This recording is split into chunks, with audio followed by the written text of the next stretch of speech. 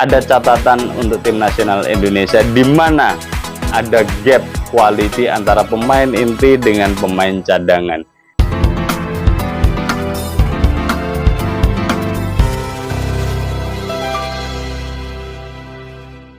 Pertandingan antara tim nasional Indonesia melawan tim nasional Guinea sudah selesai, sudah berakhir, dan saya yakin semua pecinta sepak bola tim nasional Indonesia garis keras juga sudah menontonnya.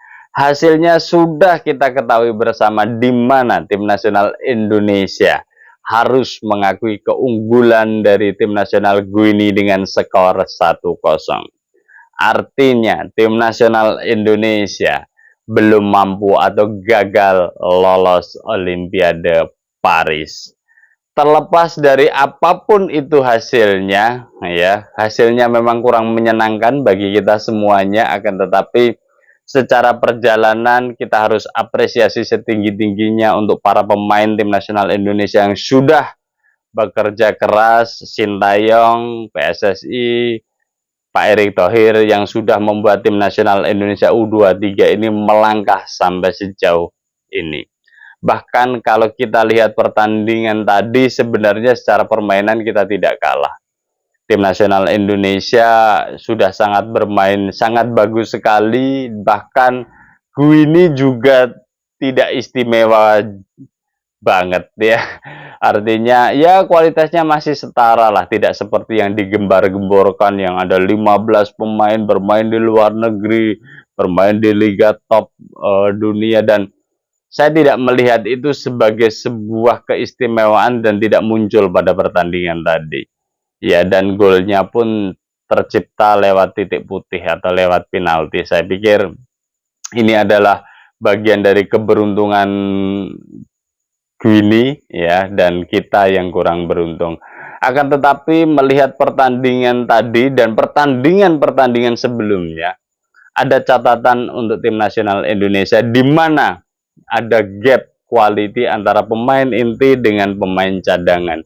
Ini PR besar Sintayong dan PSSI utamanya untuk bisa membangun tim nasional yang setara secara individu ya. Misalkan ada 23 pemain yang dipanggil, yaitu kualitasnya setara itu, atau gapnya tidak terlalu jauh, sehingga sebagai seorang pelatih akan mudah merotasi pemain, atau jika misalkan dibutuhkan di tengah perjalanan dalam pertandingan untuk merubah strategi dari gaya bertahan menuju menyerang, itu bisa memunculkan perubahan yang nyata. Tapi saya tidak melihat itu pada pertandingan-pertandingan sebelumnya dan pertandingan malam ini. Jadi PR-nya tim nasional Indonesia mencari pemain yang kualitasnya setara antara pemain inti dengan pemain cadangan. Kalaupun memang harus ada pemain keturunan yang harus dipanggil lagi, atau sebaliknya pemain keturunan dengan kualitas grade A yang bersedia untuk WNI, saya pikir program ini harus dilanjutkan guna melihat tim nasional Indonesia lebih baik ke depannya. Jadi gap quality menjadi catatan pada pertandingan malam ini.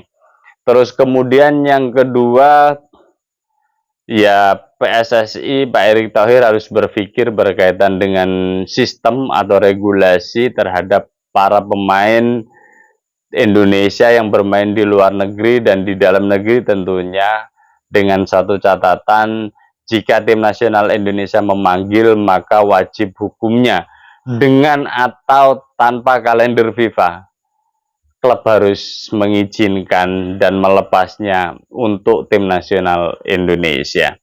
Dan kalau itu ada, saya pikir akan memberikan ketenangan bagi semuanya, karena memang 2 hari kemarin isunya itu Justin Hubner sama Elkan Bagot itu yang menunggu power personal Pak Erick Thohir, dan ternyata terjadi deadlock dan kedua pemain ini tidak dibawa ya. Nah, dengan ini ya, ini kan sesuatu yang merugikan sebenarnya bagi tim nasional Indonesia. Akan tetapi ini kan bagian dari proses development ya. Saya yakin PSSI menyadari permasalahan ini dan akan segera dicarikan solusinya ke depan. Terus kemudian yang ketiga, atmosfer demam tim nasional Indonesia jangan sampai redup ya, teruslah menyala ya. Kita semuanya happy melihat perjalanan tim nasional Indonesia bisa melangkah sampai sejauh ini. PSSI Pak Erick Thohir, demam tim nasional Indonesia harus menyala apapun yang terjadi. Kita masih ada kesempatan kualifikasi Piala Dunia yang harus kita optimalkan. Kemudian untuk kualifikasi Piala Dunia U20 segera dipersiapkan dan sebagainya, sehingga demam sepak bola tim nasional Indonesia terus menyala dan jangan sampai padam demi sejarah-sejarah baru, prestasi-prestasi baru tim nasional Indonesia di mata Asia dan di mata dunia. Kita coba nanti akan update lagi, barangkali ke depan ada informasi pemain keturunan yang mau WNI atau perjalanan tim nasional Indonesia, pemain Indonesia, Liga Indonesia. Bersama saya Steuban, thanks for watching.